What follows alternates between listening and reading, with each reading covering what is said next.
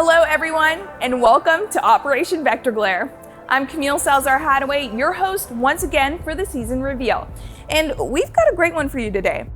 We're kicking it off with creative director Alexander Karpazis, who's here to give you a roadmap update, tell us what the season is all about, and dig deeper into the Wolfguard Squad teaser.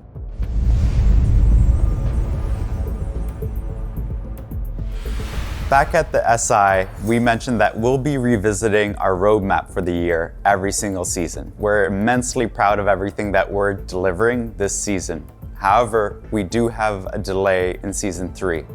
We released Emerald Plains, and we're really happy with the reception that that map has received. That means that we want to build on that momentum and be more ambitious for our next map. So Singapore will move from season 3 to season 4, where we can give it more time and more love to be a bigger, bolder new map than you've ever seen before in Siege. So the vision of the season for Operation Vector Glare is a big one for us. We're introducing a new operator, Sense, and they're coming with a new weapon to the game as well as an amazing ability. We're also introducing a new team deathmatch map. This is a new space where players can jump in and warm up. On top of all of this too, we're introducing the shooting range, where you can jump in, test recoil, test your weapon loadout, and have a lot of fun. We talked about squads in Rainbow Six Siege, both as a narrative tool for us to tell new stories about our operators in the field, and as a way of explaining the kind of segmentation that Rainbow Six is experiencing right now, with Nighthaven leaving, Rainbow Six proper, and Harry splitting up all of the operators into each individual squads. We're introducing Wolfguard this season with our new operator Sense. And you saw a bit of a teaser just the other day about this new squad. This is led by the captain Duck, and Sense is joining the squad as well as a couple of other operators from the game. This is important for us because now we can tell stories about these operators in the field, and you'll see more of that at the start of the season. This doesn't affect gameplay, but it's a new way for us to tell the stories of these operators, how they work together, and how they struggle against real-life missions. You'll be experiencing more of their story at the start of Season 2 Vector Glare. Now, let's get a sneak peek of some Vector Glare gameplay, courtesy of Chris Waters and the Ubisoft News team. There's a lot of power in lines of sight in Rainbow Six Siege, but what if you were watching an angle and all of a sudden you saw this? Would you shoot it? Melee it? Approach it slowly and try to walk through it? Oh, don't do it! No, don't worry about it. It can't hurt you. It's a wall made of light, created by the ROU projector system, and you have Sens to thank for it. Sens is the new attacker, arriving with Operation Vector Glare. And they're also bringing a new weapon with them, the high-capacity POF-9 assault rifle. Take it for a spin on the new shooting range and see how you like it. Then put it through its paces on the new Team Deathmatch map, Close Quarter. The dev team's got the details on all these things, as well as more to share on giving some operators a third secondary weapon option, implementing the first phase of the reputation system, and your chance to score some free operators. All this and more is coming with Operation Vector Glare. Let's get to it. Sens is set to join the attackers, and their unique gadget is suited for all kinds of situations. Game designer Mathieu Lacombe is going to tell you more about it, but first, let's discover a bit more about how Sens was developed with concept artist Sunshine Kim and director of gameplay design Jeremy Cavan.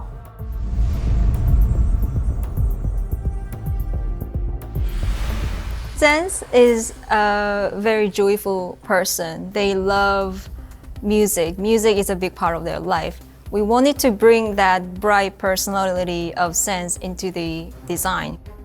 We explored different hairstyles and different facial features to really capture that shining personality of Sens. So in the mask, when Sens is in the mask, they look fierce, but The person under the mask is someone lovely, someone musical, someone very bright. We wanted to create that differences between two sides of sense. So once we've designed the technology and the fantasy, we had to create all the different elements for this gadget. So Sense device is made of 3 parts. The first part is the rolling device. It's an object that you throw. In the middle, you have a wheel for movement with a tire for grip, and in the center, you have a gyroscope to maintain its balance. This throwable is fully mechanical, and on the bottom of it, you have 2 openings that are always facing down. And from these openings, you have the second part of this gadget that is ejected, which are the little electronic pellets, and they can create these super efficient beams of light for a short amount of time before it's running out of battery. We know that there are these super powerful devices that can create strong beam of light and that are used, for example, on stage during concert. Of course, ours need to be way more powerful, but we like the idea, so we decided to create our gadget around this.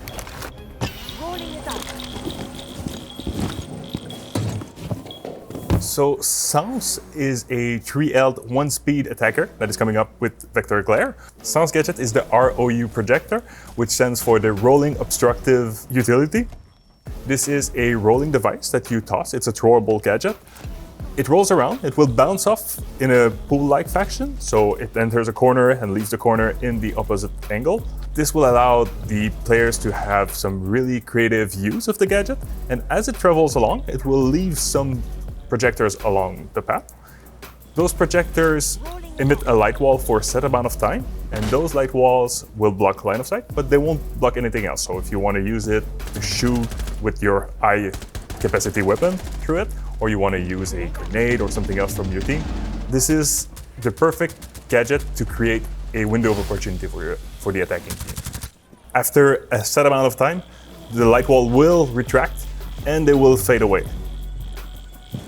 We have the 417, the Gun 6, the 9mm, the SDP 9mm, the secondary hard breach, and the Claymore. So we have a really big package that is topped off with the POF9, the really brand new assault rifle that we're bringing with this season.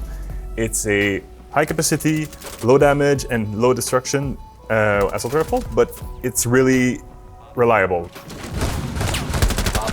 Sounds is a pure support. We see Sounds as the quarterback.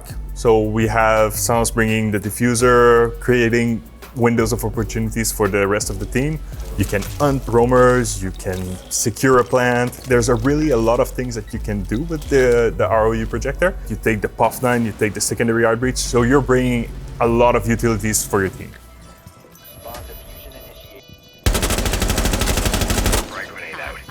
As much as the ROU is a very flexible tool for the attackers, we have some ways for the defenders to counter this gadget. You have multiple ways, either active or passively.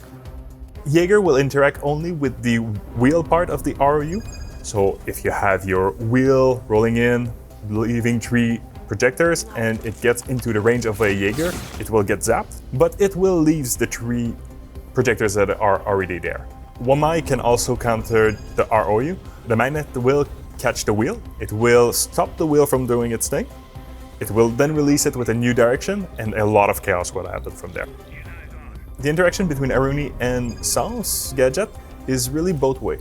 We have the small gap at the bottom of the Aruni gate that you can slip the Sounds right underneath it. But if Sounds tosses it in the middle of it, well, it will get destroyed. When we talk about some passive counters to Sounds, we have Mute. The jammers are there, they're doing their stuff. It will not stop the wheel, but it will stop any projectors from creating their lights. So you can see something happen like 2 walls, no panels, 2 walls. So it really creates some interesting angles and interesting gaps. We have Warden that can use the glass and see through the light walls. So this creates a reverse situation where Sounds is in danger while Warden is really like on the hunt. Last stop standing.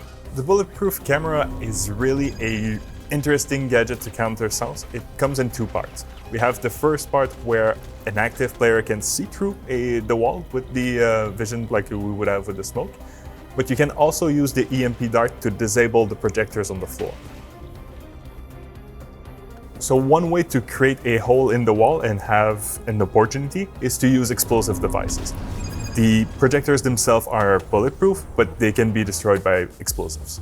So it's really an organic way to create an opening in the wall. Similar to the bulletproof camera, the evil eyes will be able to see through the light wall. You can use the laser to destroy anything that could be on the other side. So it's really a passive and inactive counter to sounds. A barbed wire deployed in a doorway will slow down the wheel, so this will make sure that the gadget doesn't go as far as planned. Sounds is a very versatile operator, so you have all of those possibilities, those opportunities to use your gadget and create some windows of opportunities, create some awesome play. It's really an operator that is made for you, so I can't wait to see the creative plays that you come up with. Come here! I dare you! User is online and active.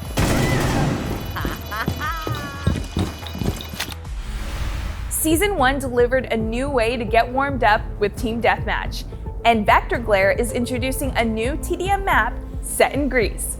Senior level designer Jeremy Dowsett is here to give you a tour.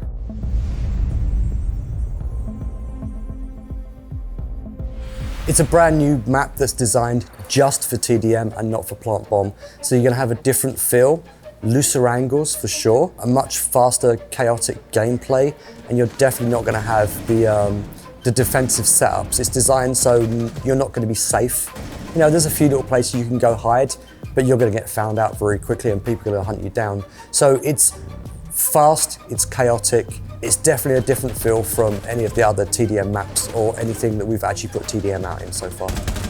In the world of Rainbow, this is a training facility. And so the whole thing is designed to be modular, and you'll see that in the art style, there's lots of little hooks for cranes to pick up sections of the map and walls. In the fantasy, it can be changed into anything else very, very quickly. There's a lot of time and effort and thought that actually went into the color coding. The stairs have solid color. So you've got 4 sets of stairs that are fully color coded, and every room has a very simple thematic within it. So it's very clean, it's very simple. You know, you can tell a kitchen's a kitchen. It'll have kitchen on the wall, armory will have, you know, most of the major rooms will actually have words on them. So when you go through and you're spawning and you're running around, you can orientate yourself very quickly to know which way you're going. And with the main path, or the main paths, the circular path and the path up the center, it's always easy to get from the ground floor to the top floor. So it's super easy to navigate. You're always very close to a set of steps. There's a lot of destruction.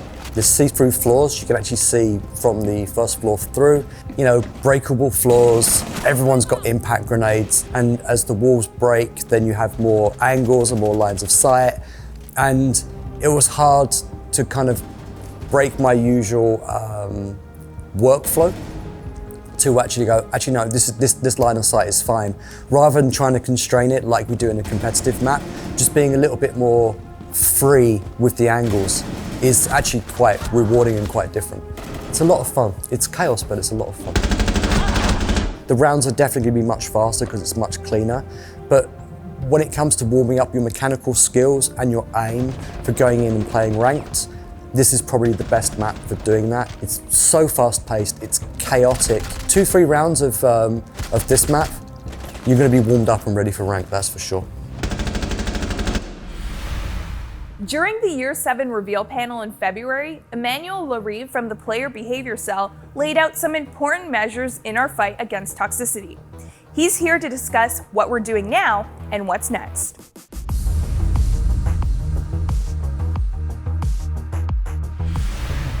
As announced on the previous 6 Invitational, we are beginning the rollout of the reputation system.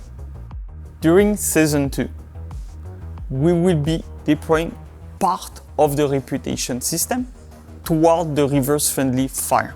The goal of the reputation penalties towards reverse-friendly fire is to catch the recidivist and the top offender that are abusing the friendly fire to be malicious to other players.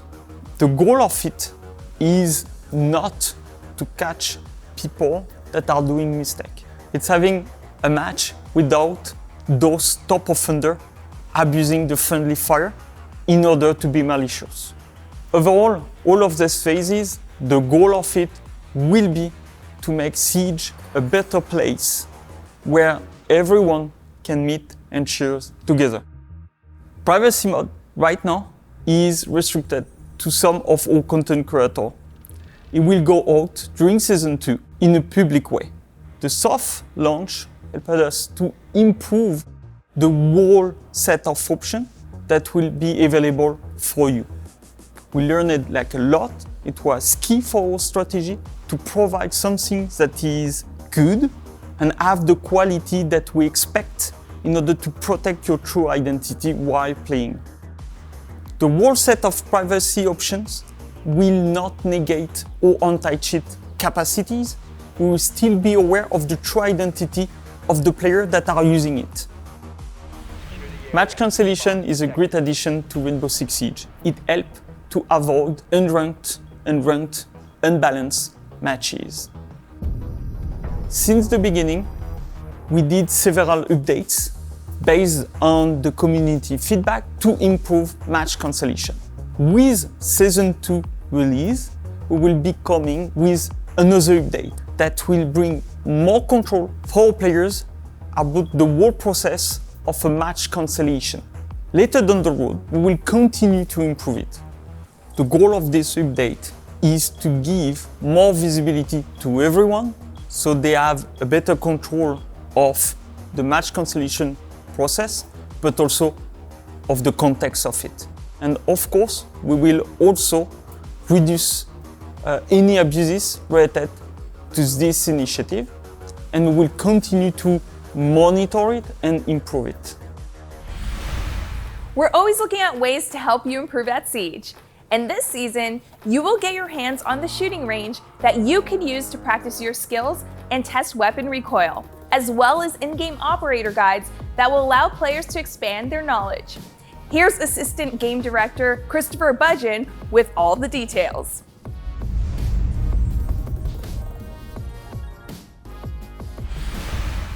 During the Year 7 reveal, we talked about how onboarding is an important part of Rainbow Six and our future and where we want to go. And we're really excited to show you what's next coming this season and Season 2. The shooting range is a great tool to learn the specifics and characteristics of each weapon, the different attachments, and the different situations that they perform best in. But also, it's a great tool for testing our patch notes. When you read something within our patch notes, you can jump into the shooting range and learn the changes that have been taking place within those weapons. So if we had made any changes to the damage dealt by that weapon or the recoil spray patterns, now you'll have a place to have a static test that you'll be able to perform after each patch or each update. The goal of the shooting range is ultimately to give players a tool where they can learn about the weapons found within Rainbow Six Siege. Every operator is available within the shooting range, whether you own them or not. It's a great way of testing out the different weapons and loadouts of each operator, find the best loadout for you, and ultimately save the loadout so that you can perform at your best. So the shooting range is actually built to have multiple more lanes than you'll find in Season 2. So we have big plans for the shooting range. Also, we want to optimize the shooting range. So over time, we might change or add the ways that the different lanes work based on the feedback. We're really looking to hear how you feel about the shooting range. What do you want to see added? Please let us know. Operator Guide is a new feature which you'll be able to access from the Operator album or within a match, which allows you to get important information about how to use the operator of your choice. For example, you can learn about the primary gadget of the operator and be shown little clips which illustrate exactly how to use their gadget. Additionally, you can learn about the different secondary gadgets that operator can equip, as well as whether it's attack or defend, the different actions which are available to you, such as reinforcements or putting up barricades, or if you're an attacker, repelling and droning. These are really key elements that all players should be able to know, and now they'll have that information right at their fingertips. It's hard to sometimes understand everything an operator can do by just a simple line of text. Now, we've changed that completely. You get visual examples about how to use that gadget and how ultimately you can contribute to your team. The operator guide is ultimately geared towards new players, but it's a great asset to returning players as well. We see a lot of value for keeping this up to date and making sure that it has the most latest information, whether it's changes that are coming in patches or new operators that are added to the game. But in Season 2, you're going to see very clearly the basics of each operator and how to use their gadgets. 2 gameplay updates coming in Vector Glare are aimed at giving players more flexibility. One has to do with secondary weapons, the other concerns visual effects. Back to talk us through these changes is game designer Matthew Lacombe.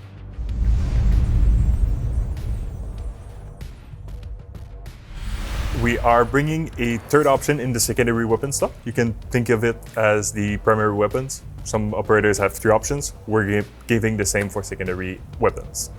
This will bring back options that were previously lost because we had it a Gun 6, we had it a SMG or a shotgun. So this is bringing back options for the players. We have a lot of them. We have Kali, we have Clash, Amaru, Finka, Lion. Like all of those are getting back the weapons that they lost previously. This allows us to create more diverse loadout when we want to make sure that you have a pistol, a secondary SMG, a secondary shotgun. We don't do compromise because we only have 2 slots. We have 3 slots and we can make the best loadout that we can deliver for you. Back in year 6, season 3, we reduced the overall screen shake that was produced by explosives or gadgets around you to give more comfort to the players. Like we heard you saying that it was a bit too much. This season, we're bringing 3 options for the players. We have what we have currently in life. So if you enjoy the way Siege is, we are not touching this for you. We have the second option, which is having the screen shake, but just toned down a bit. And the third option is to completely remove this. This will allow our players that are affected by motion sickness to really enjoy the game a lot more than they could before. In Siege Esports, tactical timeout is an important part of the competitive setting. In Operation Vector Glare, we're enriching this esports-inspired option for custom games so you could properly set the stage. Esports director Wei Yu has more on these and another big update for the competitive scene.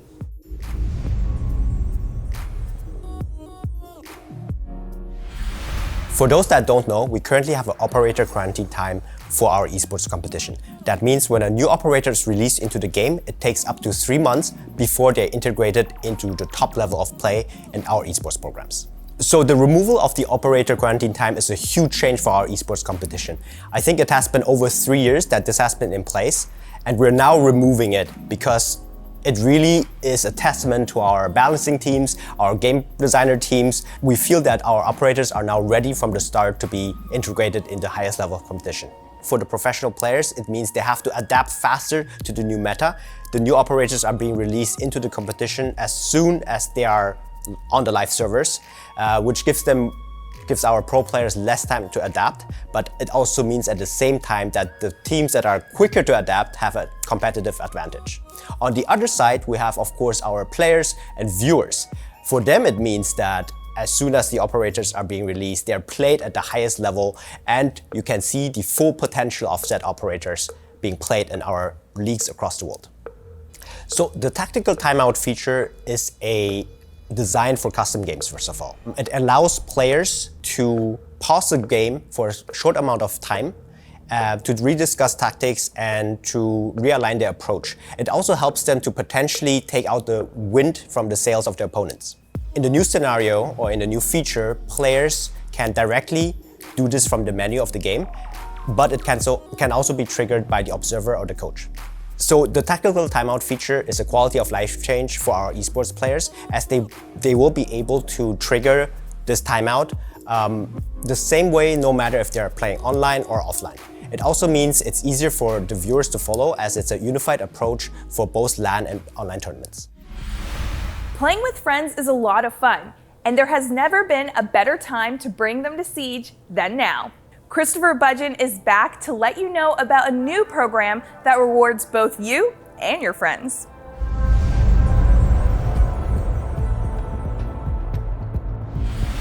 Year 7 has been big for us, and we really think it's a great time to come back to Siege. Every player who's played during Year 7 is now eligible to bring 4 friends who have not played during Year 7 in order to earn big rewards.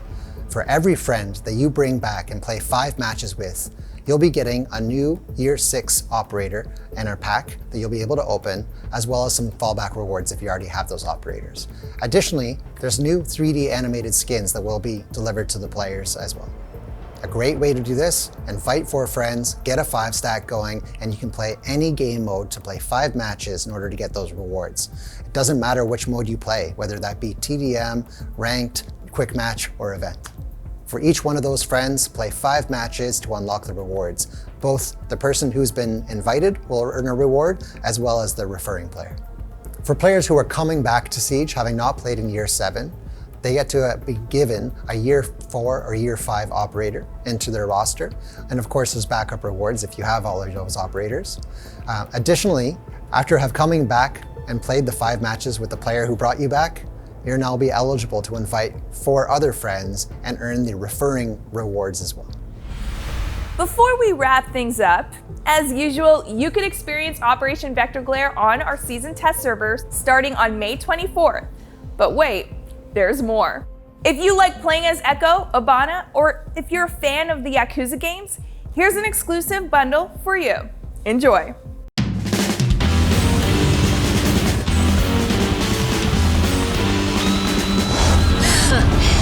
何が人気や。手加減はしねえ。死にてえやつだけかかってこい。